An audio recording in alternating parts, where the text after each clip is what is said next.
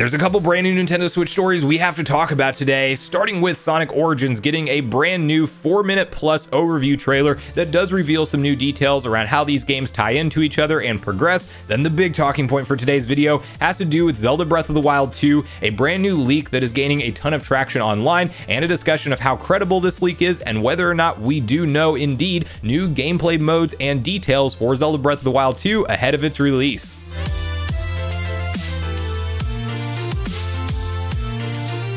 What's up, Nation? If it's your first time on the channel, make sure you join Sunbro Nation by subscribing below, hit the like button on this video if you enjoy it today, and make sure you turn on your bell notification icon so you're kept up to date with all the newest gaming news. Now, as I mentioned, guys, we got a couple massive stories to unpack today, and we have to kick it off with the conversation around Sonic Origins as we are fastly approaching that game's release. And while I have had certain complaints with it up to this point in time, being that Sega really kind of messed up the pricing, in my opinion, being very convoluted with different price tiers, and you get a pre-order DLC bonus, but then if you don't pre-order it, that's not included. And ultimately, I just think it should be one retail price and sold in a retail package alongside of the digital only route that they chose to go. That may change in the future, as we've seen them do things like that with Sonic Mania, where it launched in a digital only state and then later on we get that physical edition. But me being an old school Sonic fan, I would much rather pick this game up physically. That may just be the old man talking in me, but I will tell you guys that games like this that I have heavy childhood nostalgia for,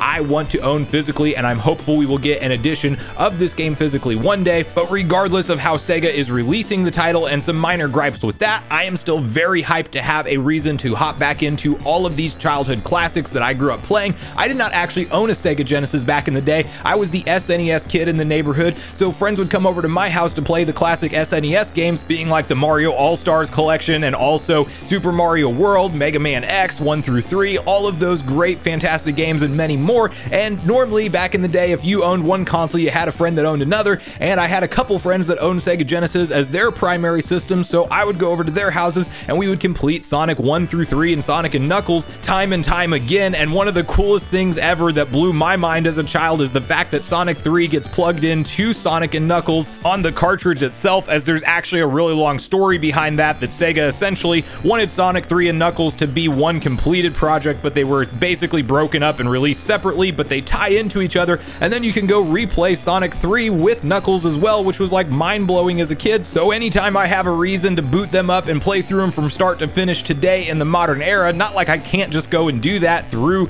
the cartridges that I own that I collected later on in life or through emulation easy, it's nice to have a brand new release that puts them on your radar. And of course, we do know that June 23rd is the date that these will drop, and the story mode is one thing that has me very intrigued, as they have created brand new from the ground up animations that tie through Sonic 1 all the way through Sonic 3 and Knuckles. Now, it sounds like from the trailer, at least, that they revealed today, that Sonic CD has its original animations intact, but it doesn't sound like that ties into the story progression of the gameplay, which was a little bit disappointing for me to hear. I feel like you might as well include Sonic CD in the progression of how everything works. But regardless, seeing all of these games and even some side-by-side footage of how much better they look now that they've been digitally remastered and programmed with modern visuals like 16:9 native widescreen support, I am very pumped to hop back into these. And while I do have a little bit of a gripe, which we have to wait and see, we don't know what it sounds like yet, but it was recently confirmed that the original soundtrack will not fully be intact from Sonic 3 and Sonic and Knuckles due to the entire situation with Michael Jackson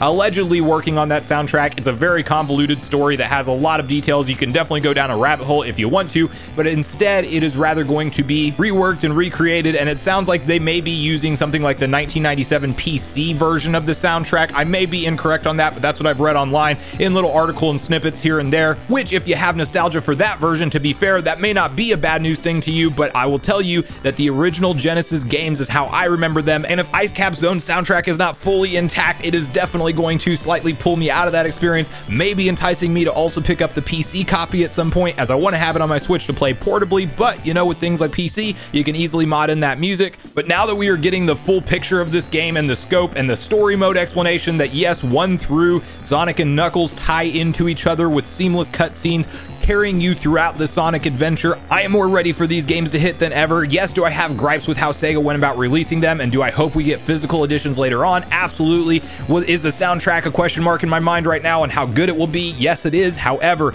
this game will absolutely be a day one purchase for me. I'll probably make a video about it here on the channels, and I'll probably even end up deep diving it and trying to 100% everything, as in this trailer as well. They explained a coin system where you can basically, in story mode and in maybe even anniversary mode, collect coins throughout your adventure, and you're actually able to unlock things in a Sonic museum that has what looks like something of an in-game trophy system, similar to like your Smash Bros. Melee or, you know, Smash games, how they've done that with collectibles and things. And you even can get never before seen content, according to Sega. So I mean, that stuff sounds exciting to me. You can also use those coins to retry special stages, but I would much rather go crazy and try to uncover all of the buried content that is going to be in this big collection. So definitely share with me where your hype levels fall for Sonic Origins collection, whether or not you're planning on getting it on June 23rd, if you're going to wait out for maybe seeing a physical edition of this game down the line, and how you feel about the game overall, even knowing what we know now with the soundtrack, but then also the story mode progression and cutscenes and all of that thing. So I want to hear from you guys on all things Sonic Origins collection and your opinions on it in the comments down below.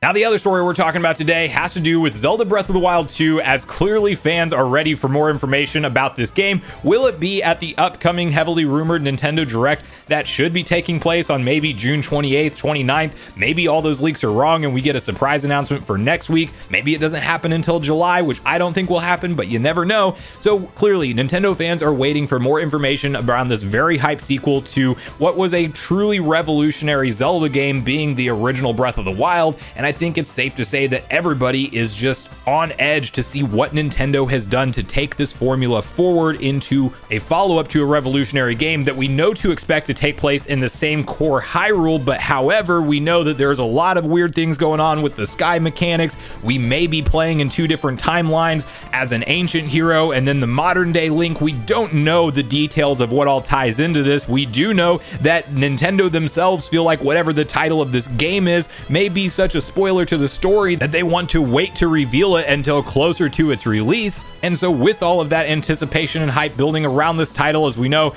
originally we thought it was this year, 2022. Nintendo needed the extra development time, push it to spring of 2023. Let's hope it stays there. But anytime some kind of snippet of new information pops up around this title online, of course it gets a ton of coverage, because rightfully so, everybody wants to know what kind of mechanics can we expect, what fun and new elements might tie into this experience that we don't know about so far. And the reason it is in the news today is a recent leak that hit the internet that is gaining a lot of traction and coverage online, and I want to share my opinions on this particular one, as it has some interesting prospects behind it. As you can see the following posted up on our Gaming Leaks and Rumors, where it says the following: spoiler, Breath of the Wild 2 animation from Chinese forum. I am a FamiBoards user who has exclusive access to this post. There is someone who's supposedly working on the game shared some little detail about the game on Weibo, Chinese Twitter. She is working on a 3D animation, maybe cutscenes, from maybe one of Nintendo's contractors based in Tokyo. She joined the project back in March last year. Below is a summary from her relevant post. Take it with a grain of salt. New Game Plus and Link looks different after you beat the game.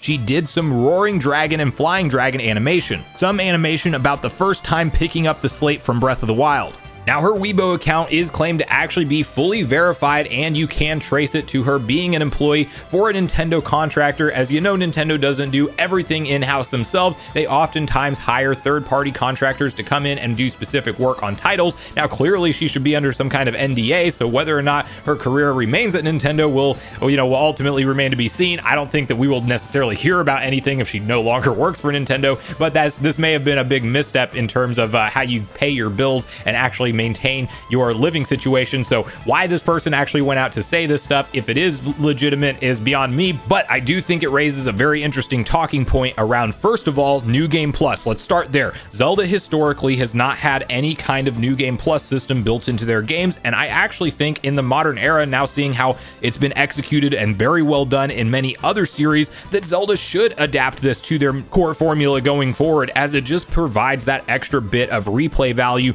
where instead of of just replaying the same adventure again, and it really doesn't matter if you do a continued file or if you just start a new one. Although, you know, that you can argue there's some games, Wind Waker, you know, you wake up in Link's pajamas and you actually stay in his pajamas the entire game if you do that one technically on the New Game Plus run. But I would like to see something more similar to what you see in Souls games, which if you don't know by now, I'm a huge Souls fan and most recently enjoyed 100+ hours of Elden Ring gameplay. And essentially the idea with New Game Plus in those games is that you complete the game, you keep your core equipment and all of your armor and everything that you found along the way, and the enemies get harder, and that continues to scale. There are people who go to New Game Plus 2, 3, 4, 5, 6, 7. Like, you can essentially continue to replay the same experience over and over, keep your core stuff that you've upgraded, and of course that somewhat makes it easier. But to scale and make it somewhat of a challenge again, the enemies get harder, and there's even new items that you can only get in certain New Game Plus runs, and there's even certain phantom enemies that weren't there before that spawn in that are even more challenging. It creates a reason to continue to replay the adventure that you had so much fun with, and I would absolutely love to see that feature more than anything else that we're talking about in this leak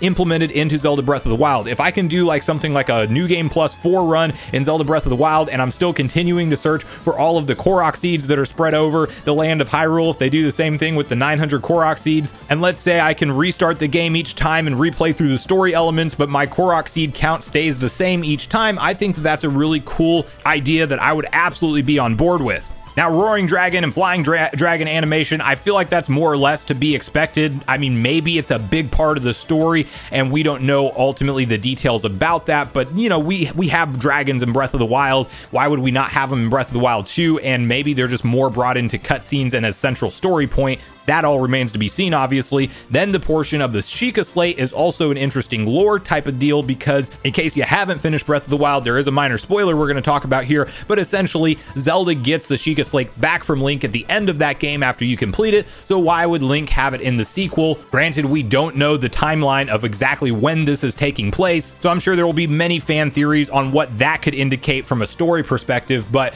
regardless of all of that, that's the leak. It seems legitimate and credible from everything that I can see online around it. Is it verified and confirmed? Absolutely not. Maybe there is no New Game Plus. Maybe Link doesn't look different when he wakes up for the second game around. You know, we'll have to see what ultimately happens with this, but I do think that this raises some interesting talking points around Breath of the Wild 2. Also makes me very aware that I am just so ready to get another trailer and another look at this massive adventure that we know to expect. I'm hopeful it is at the Summertime Direct. However, with it being a Spring 2023 title, I am personally setting my expectations for a minor update around it at the Direct, and then maybe we get those long rumored Wind Waker and Twilight Princess HD in the meantime, and then instead at the September or fall Nintendo Direct will rather be when they do the media blowout, detailed gameplay and lengthy trailers, and hopefully that long awaited title reveal. But at this point in the video, guys, I want to hear from you on both the stories we talked about today. How are you feeling about Sonic Origins and its current state and all of the new information we know about the collection, and are you planning on picking it up?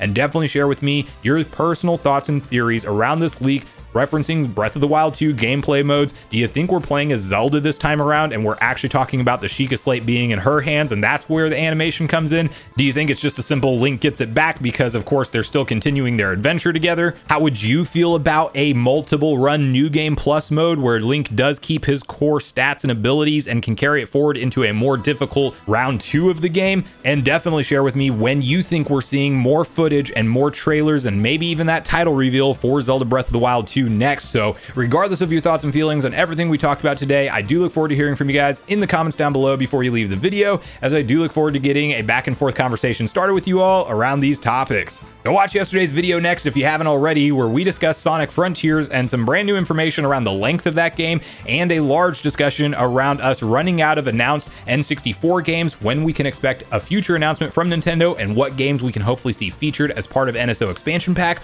Also make sure you like, subscribe, turn on your notification bell, and I will see you guys in the next video.